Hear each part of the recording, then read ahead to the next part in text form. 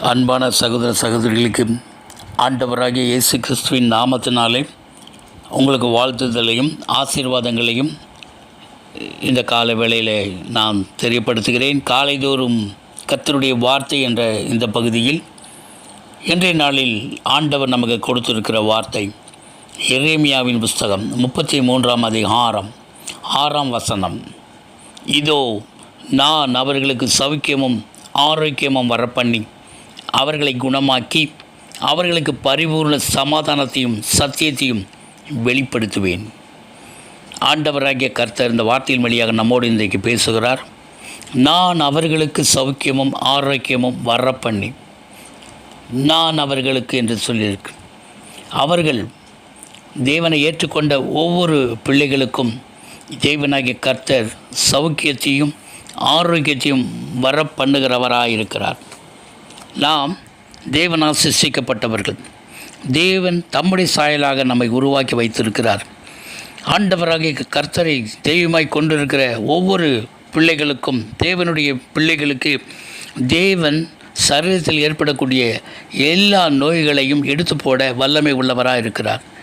தேவன் கொடுத்த சரீரத்தை நோயோ வியாதியோ எந்த காரியங்களோ அது அழிக்க முற்படக்கூடாது. அதை இயேசுவின் வார்த்தையை விசுவாசித்து நாம் சுகம் பெற்றுக்கொள்ள வேண்டும். நம்முடைய வாழ்க்கையில் சுகத்தை இலவசமாக தரக்கூடிய வல்லமை உள்ள தேவன் ஒருவர் இருக்கிறார். அவர் நமக்கு சுகம் தர போதுமானவராக இருக்கிறார்.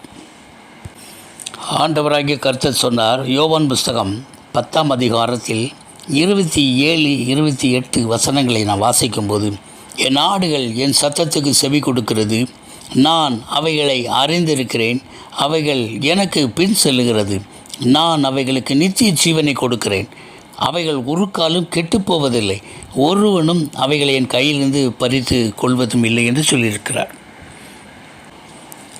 யோவான் 3:16 சொல்லுகிறது, தேவன் தம்முடைய ஒரே பேரான குமாரனை விசுவாசிக்கிறவன் எவனோ அவன் கெட்டுப்போகாமல் நித்திய ஜீவனை அடையும்படிக்கு அவரை தந்தருளி இவ்வளவாய் உலகத்தில் அன்பு கூர்ந்தார் என்று ஏசாயாவின் புஸ்தகத்தில் 53ஆம் அதிகாரம் 4ஆம் வசனம் சொல்லுகிறது. மெய்யாகவே அவர் நம்முடைய பாடுகளை ஏற்றுக்கொண்டு நம்முடைய துக்கங்களை சுமந்தார். நாமோ அவர் தேவனால் அடிக்கப்பட்டு வாதிக்கப்பட்டு சிறுமைப்பட்டவர் என்று எண்ணினோம். நம்முடைய மீறுதல் நிமித்தம் அவர் காயப்பட்டு நம்முடைய அக்கிரமங்கள் நிமித்தம் அவர் நொறுக்கப்பட்டார். நமக்கு சமாதானத்தை உண்டு பண்ணும் ஆக்கினை அவர் மேல் வந்தது, அவருடைய தழும்புகளால் குணமாகிறோம்.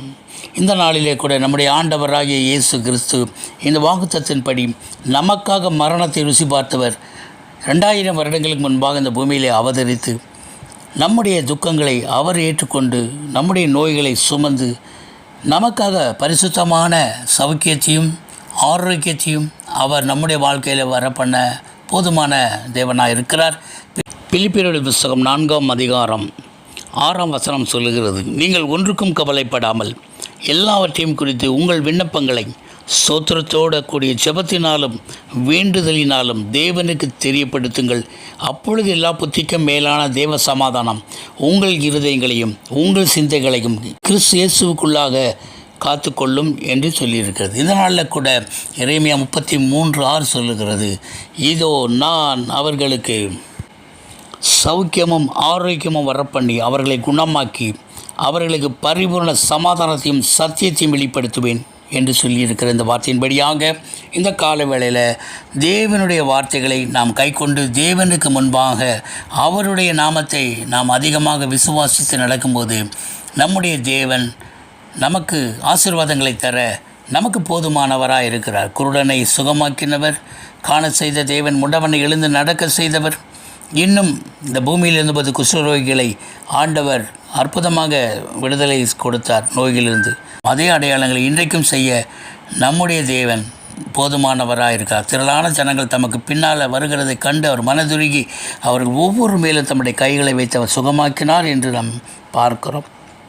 இன்றைக்கோ நம்முடைய அளவிட முடியாத விசுவாசம் தேவன் மேலே பெருக பண்ணி அவருடைய கட்டளையில் கீழ்ப்படி நடக்கும் பொழுது நம்முடைய வாழ்க்கையிலே அற்புதங்களை அடையாளங்களை செய்ய நம்முடைய தேவன் ஜீவனுள்ளவராக இருக்கிறார். நம்முடைய குடும்பங்களுக்கு ஆசீர்வாதங்களை நாம் பெற்றுக்கொள்வோம். கர்த்தர் இந்த வார்த்தைகளை கேட்டுக்கொண்டிருக்கிற உங்களை ஆசீர்வதிப்பாராக. God bless you.